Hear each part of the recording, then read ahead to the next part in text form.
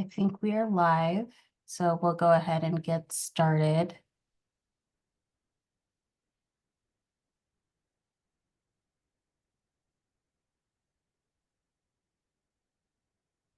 So welcome everyone. I'm Alamir from Kale. We're so glad that you've joined us for this session, Fostering Professional Writing Skills in the AI Integrated Workforce.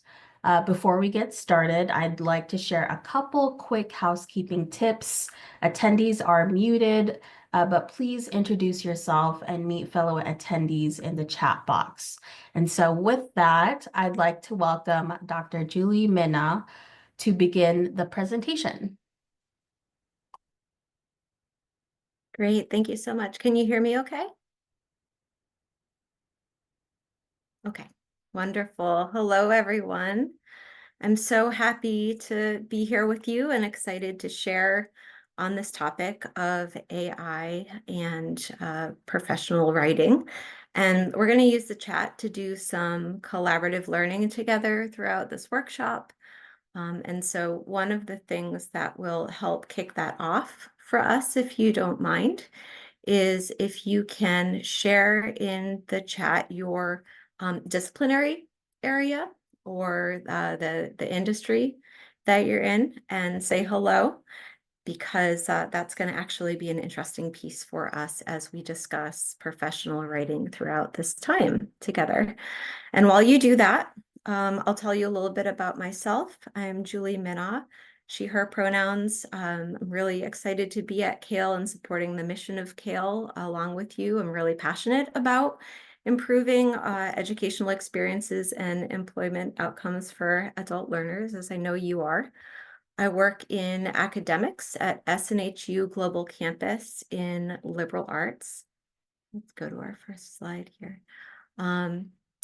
And my focus areas are really around human skills and helping our students be able to speak to human skills, enduring skills, or another thing that they're called, power skills, I've heard them called, that they are practicing in the humanities. I also work in writing across the curriculum.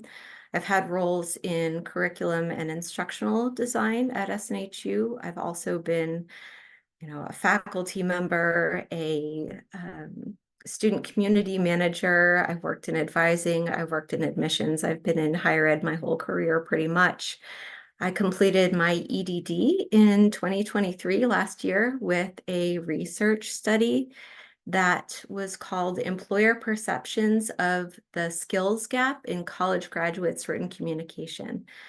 This was qualitative research that I was really just trying to unpack employer research that was existing out there that for years and years has been telling us that employers across industry have high levels of need for bachelor's graduates who can write effectively on the job, but there is a significant gap in their perception of college graduates' preparedness in that area.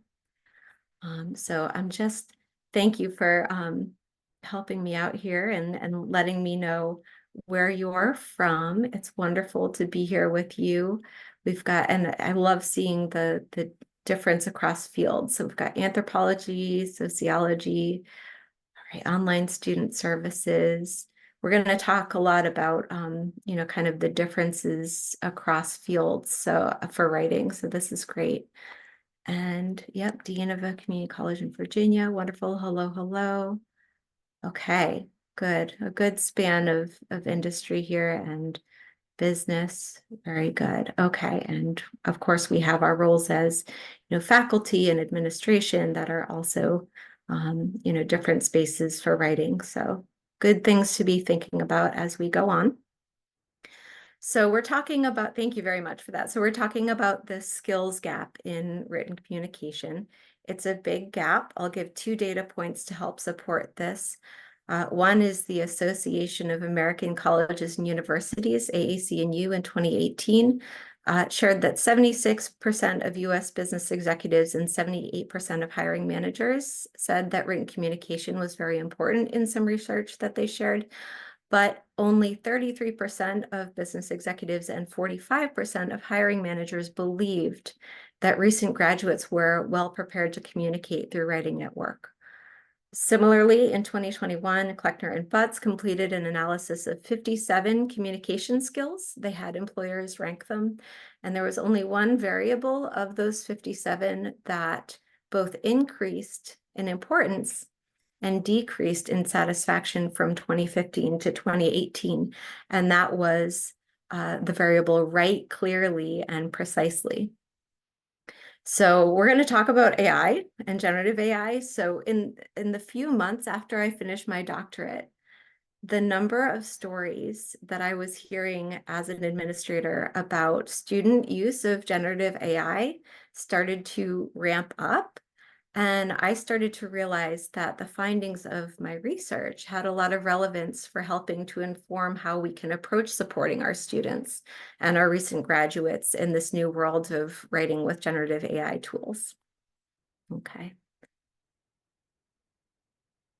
So, oh, too soon. We're going to start by doing an exercise that that's inspired and adapted from this really great college faculty workshop that I learned about from writing studies scholars Linda Adler-Kasser and Elizabeth Wardle.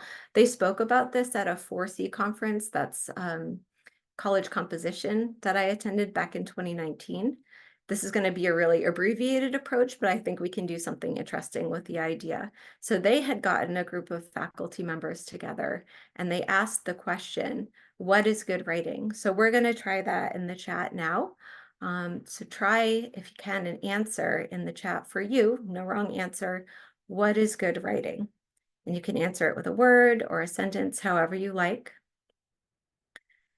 In my review of the literature for my study about employer perceptions of new hire writing, I found several studies that asked employers what they believed to be top writing skills. And as you know, right, if you work in higher ed, administrators use this kind of information, these employer studies, to help us inform our curriculum development so that we can be sure that we're aligning our programs to the needs in the field.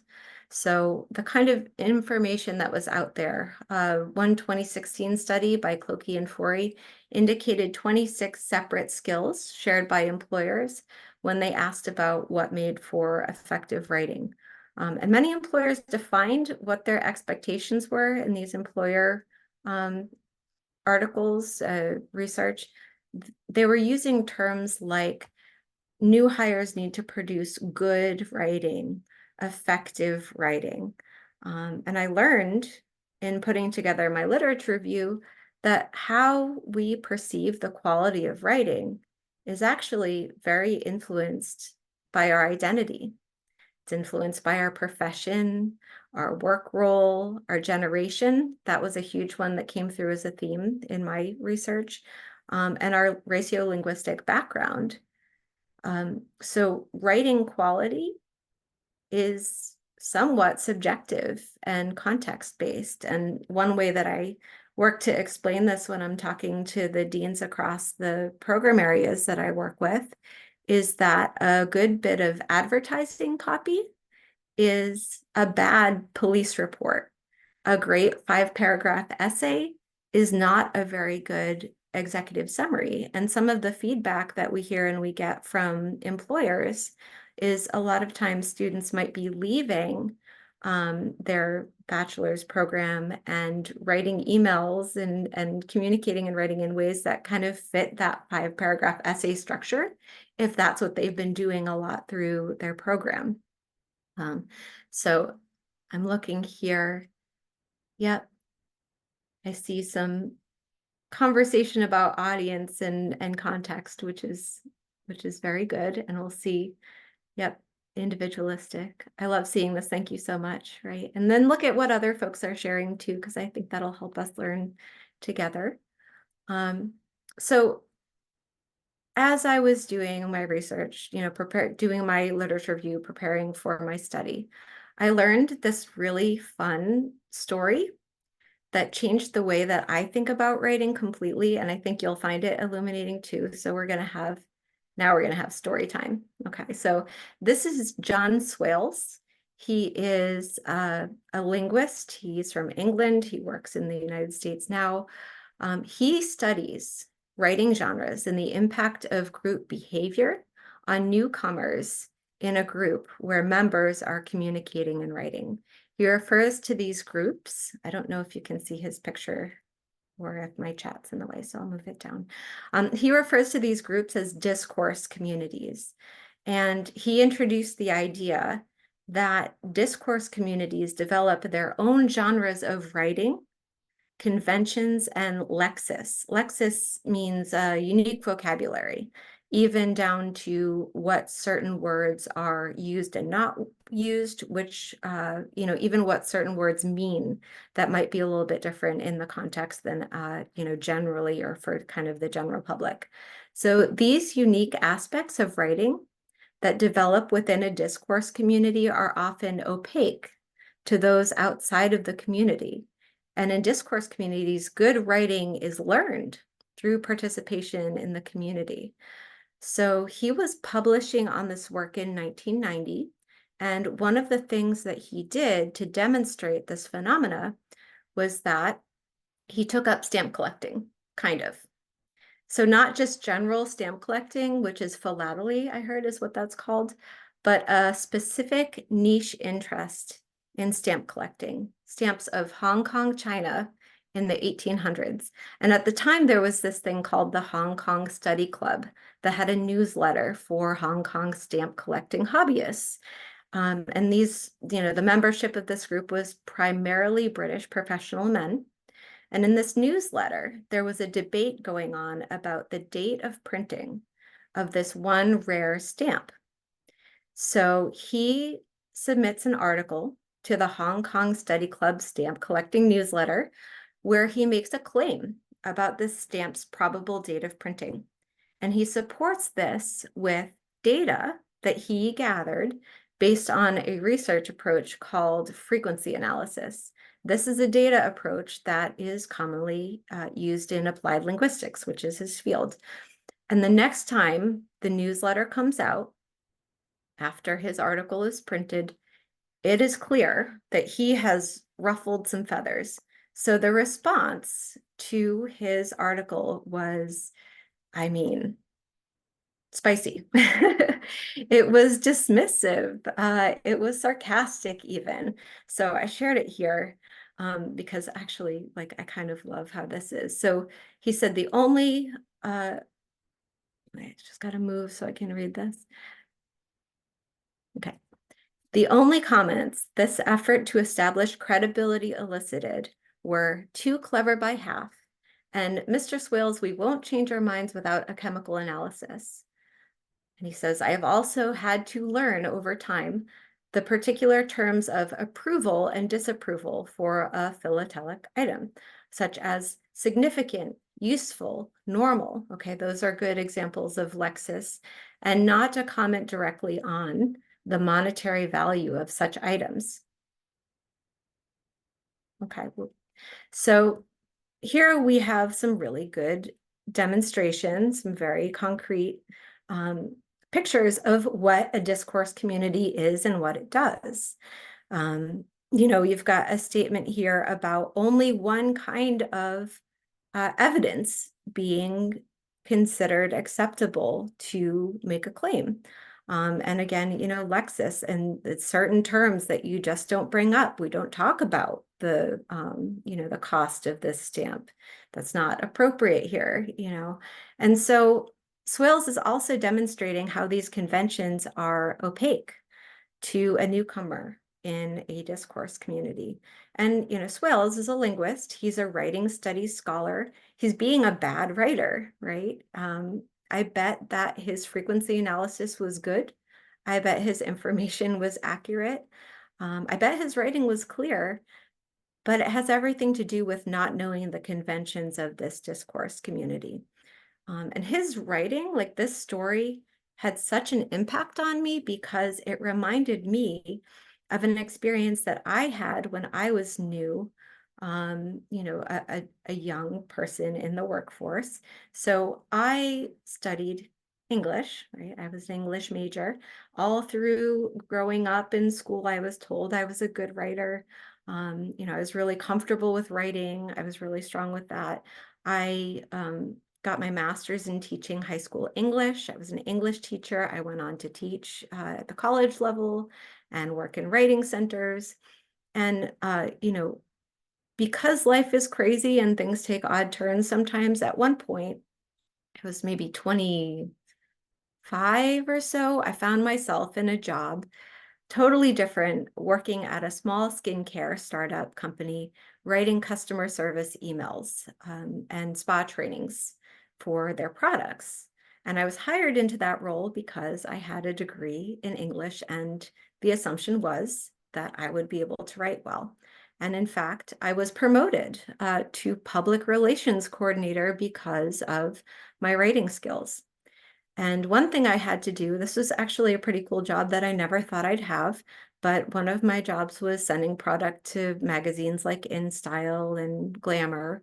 And I also had to write advertising copy.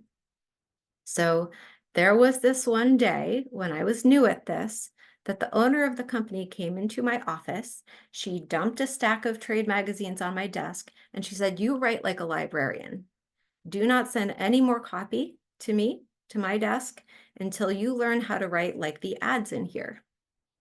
So this was devastating for me. I was super embarrassed. I thought I was a good writer. All of a sudden I wasn't, right?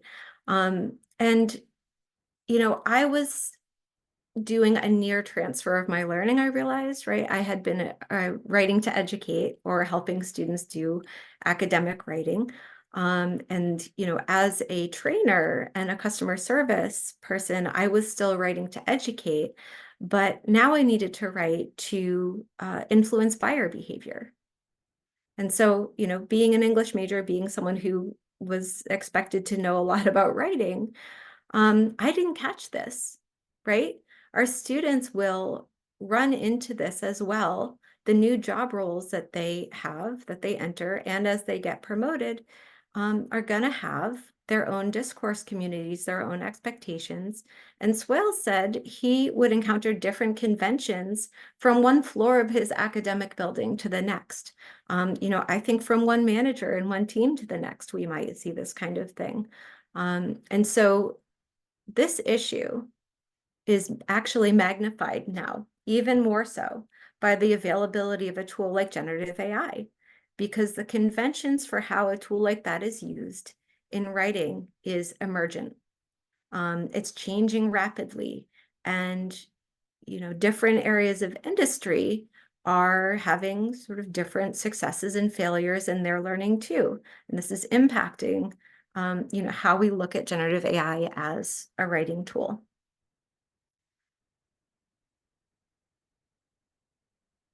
So because good writing is subjective to a certain extent, and because it varies by context, we need to ask a different kind of question. Not only what is good writing, which is what the employer research had been, that I was able to find, but we need to ask, what do good writers do? And we can do this right now in the chat. Think of someone that you may have worked with as a recently graduated new hire.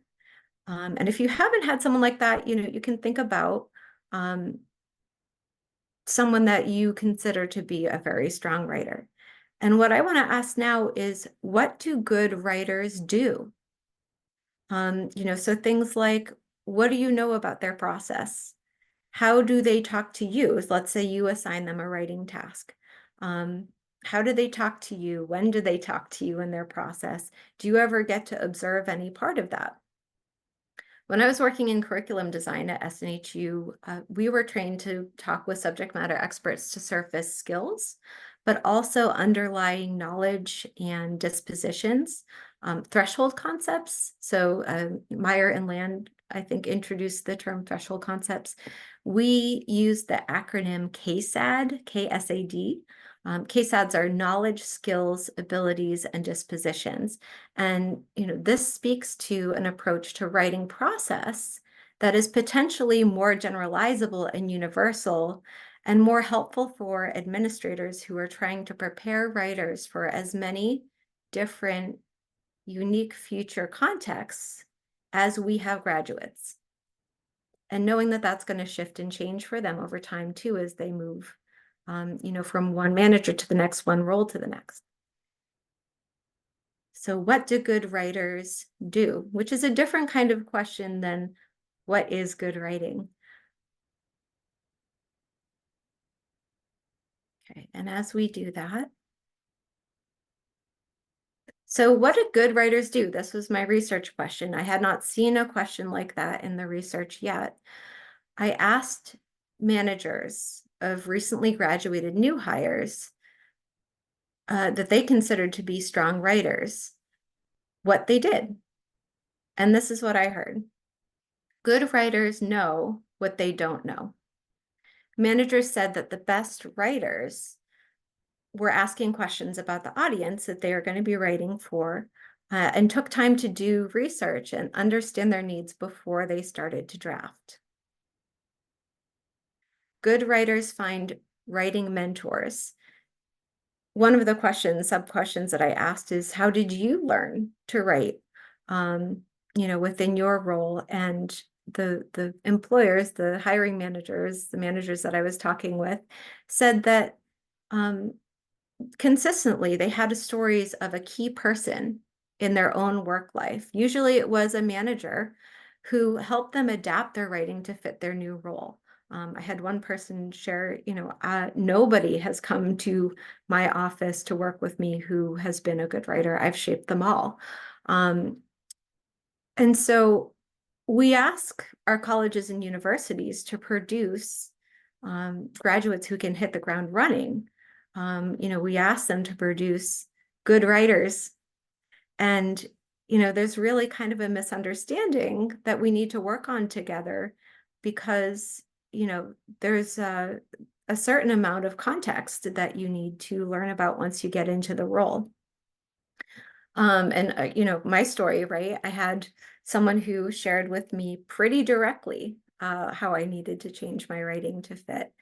So this echoed a really interesting study from the Literature Review from Moore and Morton. In 2017, they published employer research where in their discussion, they were questioning whether it was even possible for graduates to come into first roles within an organization knowing everything they needed to know about written communication within that context. And that really they needed no additional training to be good writers in that new context. Okay, and the third thing here that came up as a theme is that good writers are always learning throughout their process.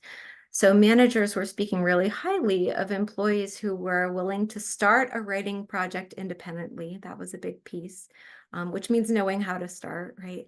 And then and able to bring specific questions back to them at points and seek feedback throughout the process. So that speaks to writers having a flexible process that they can go to again and again. So now I'm curious if you see some implications for how we can approach generative AI tools here already. And I'm peeking too in the chat to see what you're saying about what good writers do and how that might be different. Yeah, really to understand your audience, really to do your research. Understand the perspective to write from. I love that, to hook the audience. Yeah, organized thoughts, research and understand the audience. Yep. Asking for feedback and critique. Oh gosh, yeah, being open to that, right? And knowing how to word what they would verbally say. Okay. See how this is different. My question to you to think about is are these skill sets something that we can use in one place and another, right? Across different situations. Okay. So to me, these learnings suggest that we should reserve some instructional space for preparing students to ask which AI tools and approaches are considered acceptable, responsible, and conventional in that new context. So now we're talking about bringing the discussion about AI tools and their uses into the writing process conversation. They also indicate to me too, I think when students are practicing a new kind of writing, or they're writing for the first time in their discipline, in their program pathway, as educators, we need to, from a particular field and role that they are heading towards, right? We need to be able to address context-based hidden curriculum around writing context that might create barriers and friction for learners. Okay, so pulling out one of these themes, good writers know what they don't know. This is one of the themes that emerged in the study. The skills that we teach in college first-year composition, particularly pre-writing skills like asking questions about audience, context, purpose, thinking critically about how to meet those in writing. This is a lot of what you're saying, right? Those extend to making choices about which generative AI tools to pick and how to use them. These tried and true foundational skills that we learn in the first couple of years of college provide an existing knowledge base that we can scaffold from as educators if we can remember to situate the writing tool within the writing process for them. And to teach about this writing tool, right, a generative AI, outside of that context removes the opportunity to trigger prior knowledge about the values of pre-writing and critical thinking that needs to go into the writing for the writing to be effective. Okay, so good writers know what they don't know about differences in AI use across contexts. And for example, like APA, MLA, and Chicago all have different philosophies and approaches right now on their websites to citing generative AI output versus indicating when you've used AI as a thought partner. Within the liberal arts team, we have creative writing programs. We have a fiction MFA. We have communication programs, and the conventions of what's acceptable use are different for an AI tool because of what's going on in those fields and how that understanding is growing and changing is really impacting those expectations. And so that's another reason to teach our students, above all, to ask questions about the conventions for AI use when they enter a new writing situation. This is a rapidly changing situation across industries right now. We need to stay curious, and we need to help our students stay curious too. So prompt engineering is it not, really talking about pre-writing? The content that I found on YouTube when I was learning about generative AI to teach about prompt engineering was basically talking about the rhetorical situation. A lot of times, though, they weren't using that language at all. This was kind of homegrown vocabulary, kind of separated out from the sort of field of writing and talking about writing process. So while we may choose to use generative AI to assist us in writing, we still need to learn and engage in pre-writing habits and move through a writing process for this writing to be effective. So pre-writing practices can also include looking for exemplars, for example. One thing that I always say when I'm working with our different leaders within our program areas are, I want our grads leaving with the habit of asking, what does a good one of these look like and why?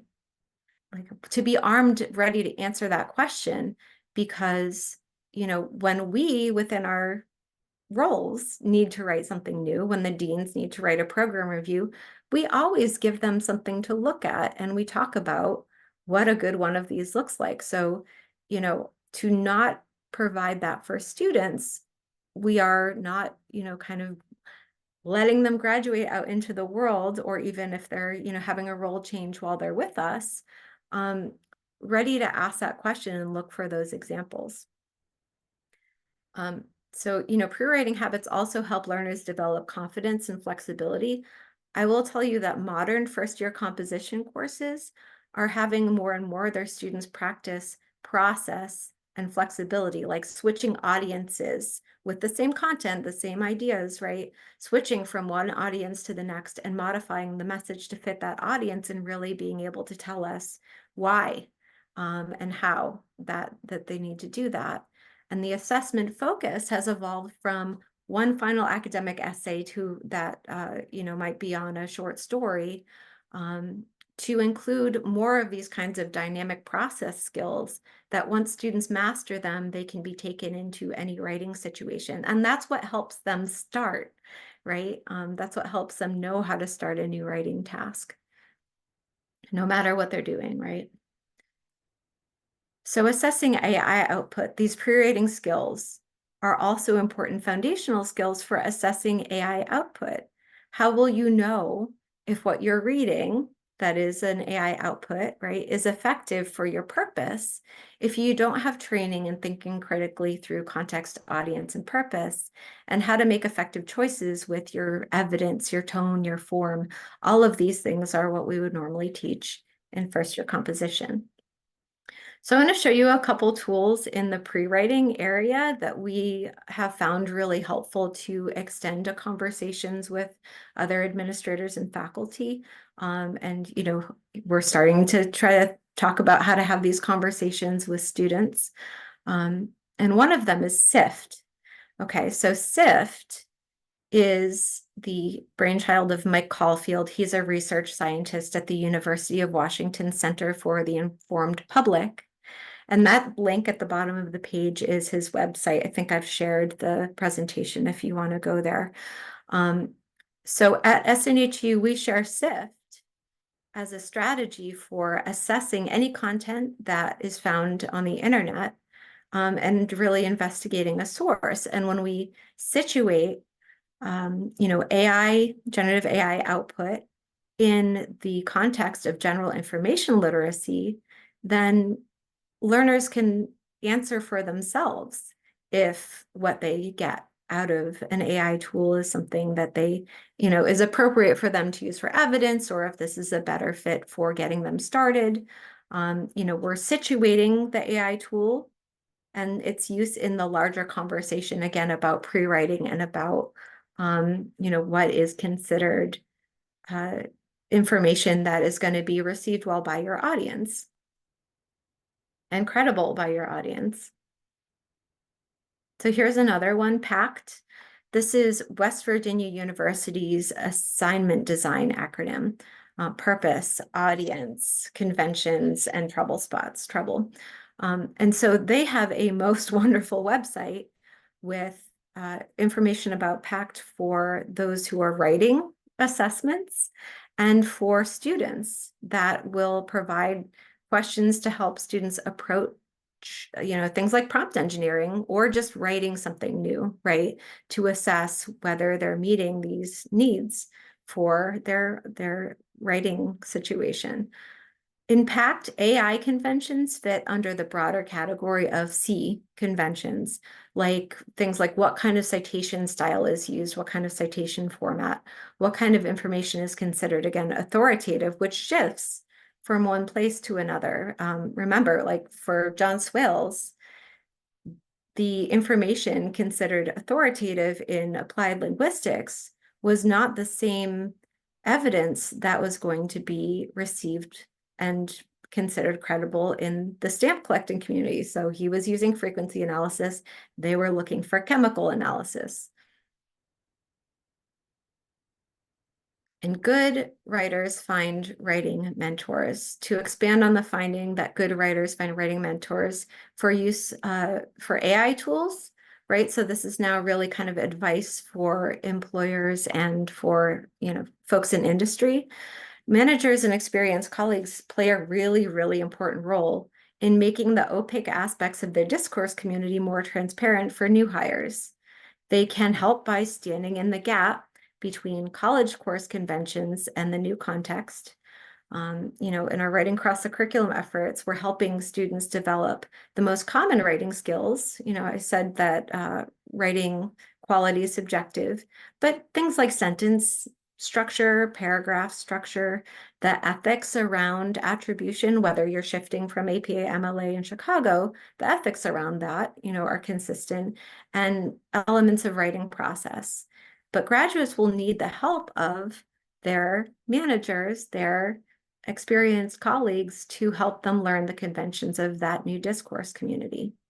Also share industry conventions and stories related to AI use and misuse. Like this is, again, a rapidly developing area. And I know, in talking with folks who work in different industries in, STEM or in nursing, right? They all have their own sort of stories of success and failure with generative AI. And also, have found ways to use generative AI tools responsibly in ways that help them, with their efficiency and with their communication. And the other thing is to share your own experience. Tell your story, right? John Swale's story is powerful.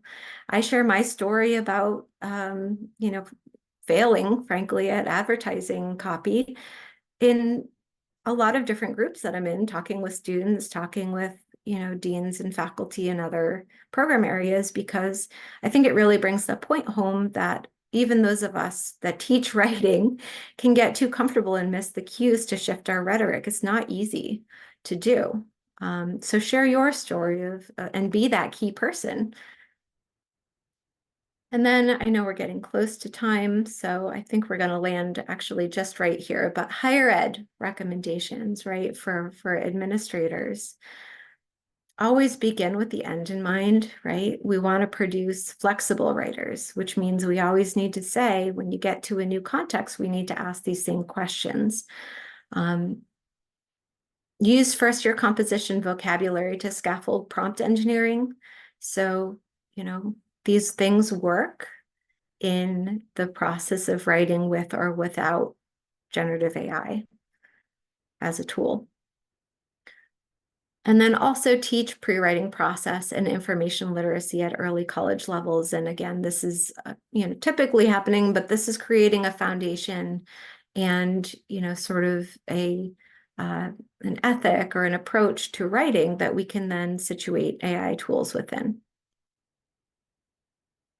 And then again, I think whether you're a hiring manager or whether you are a faculty member working with a student within your field area, your program pathway, provide mentorship around generative AI conventions within the disciplines, because they might be in a course, maybe they just did a course where they're doing poetry writing, and maybe the expectation is do this on your own without the help, right?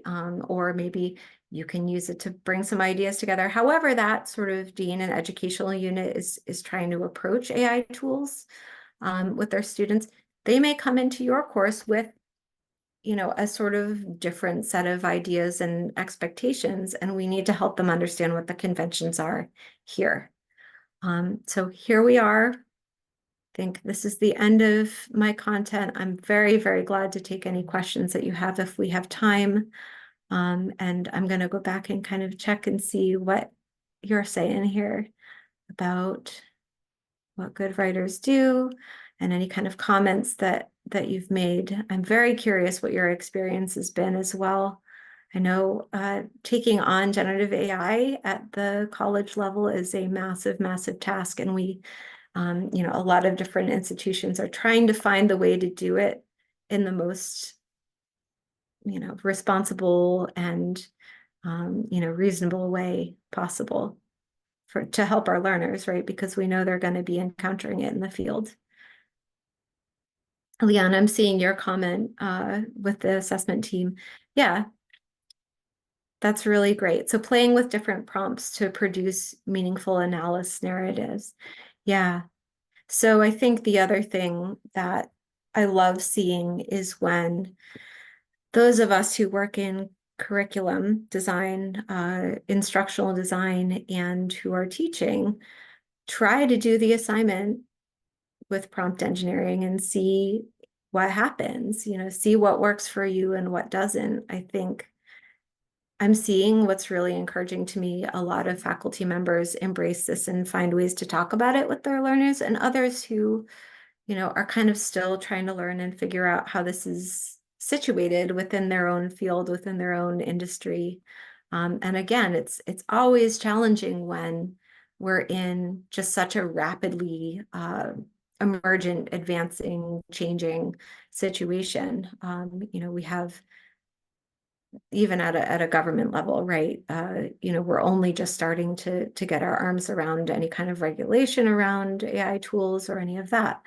But I think the focus on writing process and situating writing within the process is an AI tool, right? Generative AI tool use within the writing process is one of the most effective things that we can do because it's flexible instead of just being like, what I don't want to see, what I don't want to have happen is that we put really hard guidelines or really hard, one way to do this for students within their learning pathway, just like what we were saying, where, students are writing 5-paragraph essays, a lot of times are writing essays or writing, kind of a college paper, and then going into the field and they're using the same kind of form approach.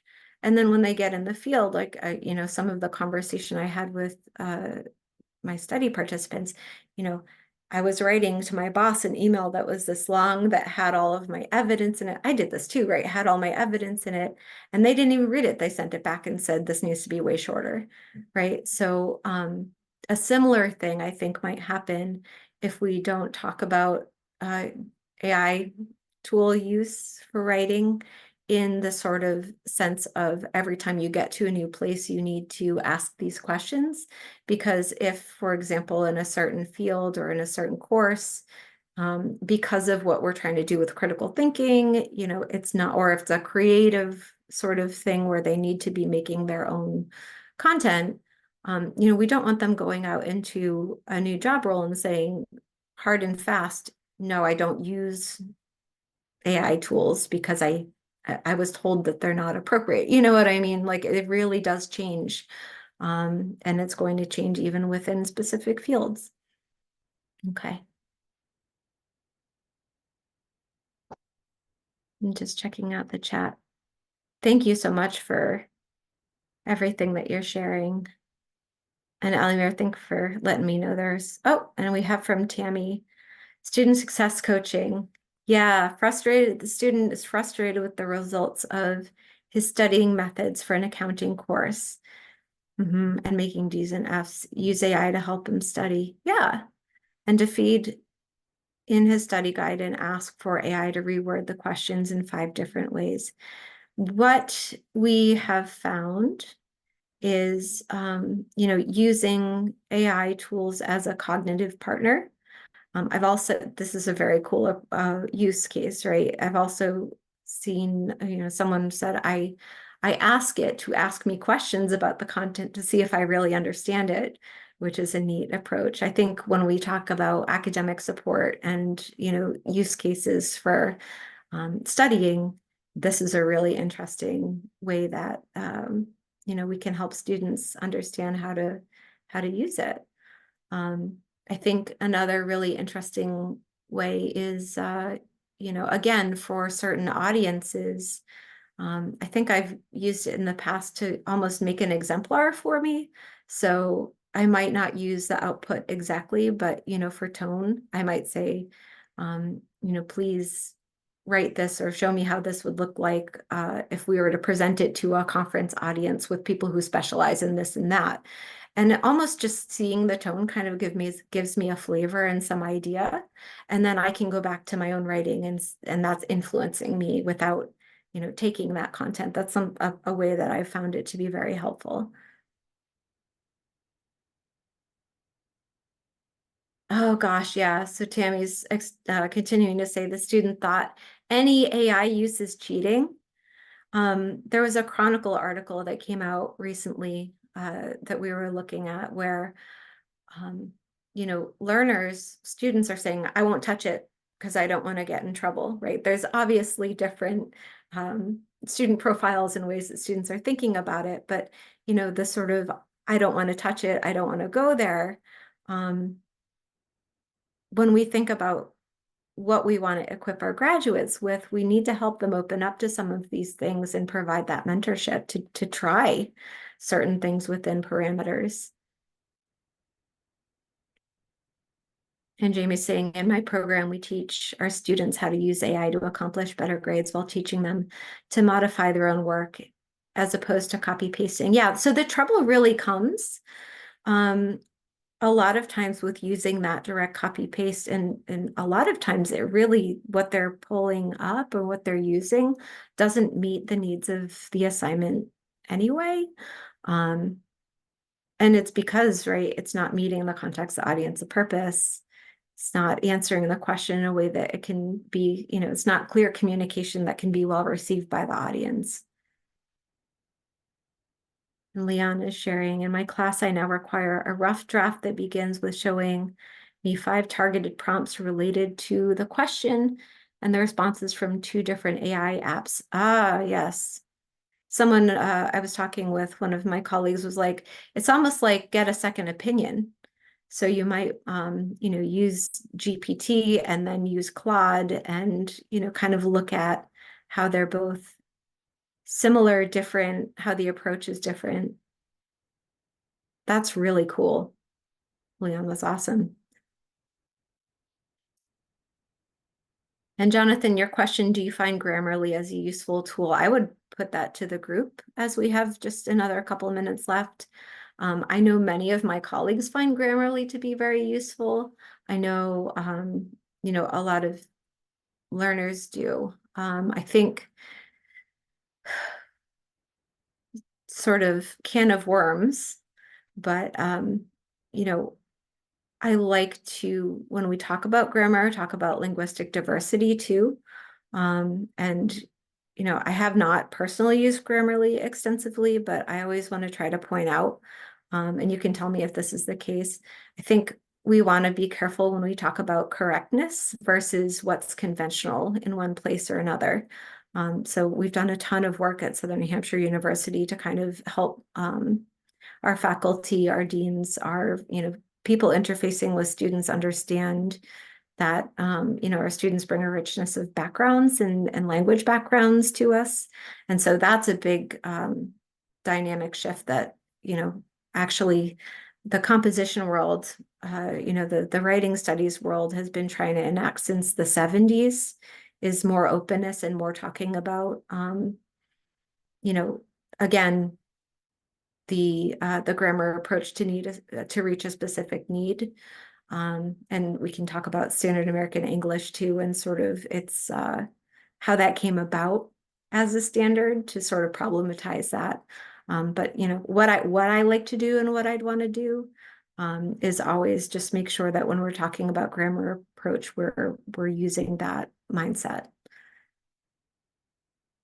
Yeah, and Jamie says Penn Foster software recognizes AI. Okay, that's really interesting too.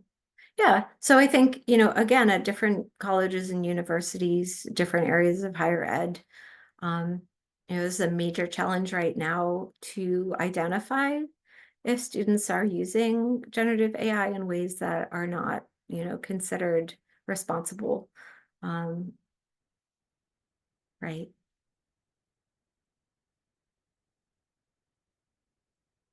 And so the other question that we talk about a lot is, okay, if a student used this, maybe that doesn't mean necessarily, and we shouldn't assume that they used it in a way that was irresponsible or in a way that kind of is consistent with what we consider cheating or like more like plagiarism. And so we have to be able to open our minds a little bit to think about, how they were using it, and have conversations that are less of a punitive nature and more of what I've been describing of, okay, what is the most effective way to use this when the end goal is to influence, or, whatever it is. There's a lot of different purposes for writing. I was talking earlier about writing to educate versus writing to influence buyer behavior. Writing, how successful is your approach in terms of, what evidence is coming up. And if you can't speak to those things, if you're not able to do that, if you don't know why certain choices are being made in the writing, then, that will lead to less effective, what you're trying to do, right? Writing is a tool to help you achieve your ends within your community. And so, again, these conversations and situating this in the larger conversation about that is beneficial. And I appreciate your point, Leon, too. 70 different major forms of English globally. And those are not all consistent, but every one of them, right, is valid and has value and is tied to identity. Yep. And I know we got to wrap up, so I'll just say, and Jamie's saying, we serve high school dropouts who have learning disabilities, and it's our responsibility to teach them how to effectively and responsibly use the tools at their disposal. I love that, and that commitment to those students, right? Because this is a game changer, right? This is a game changer for many people with many different kinds of ability levels and identities and backgrounds. I've heard, kind of evens the playing field in a lot of ways if we do it right. So that's one of the beautiful things about a tool like this. Yep. Okay. I know we got to stop.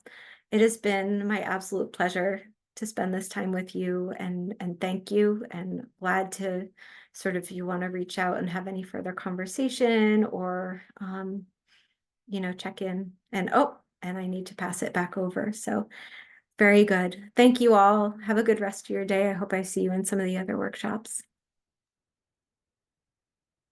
And thank you so much to Dr. Julie Minal for sharing this great content. Attendees, please complete the evaluation attached to this session. Your insights really help us shape future content, and so we really thank you for your participation. Wonderful. Thank you so much.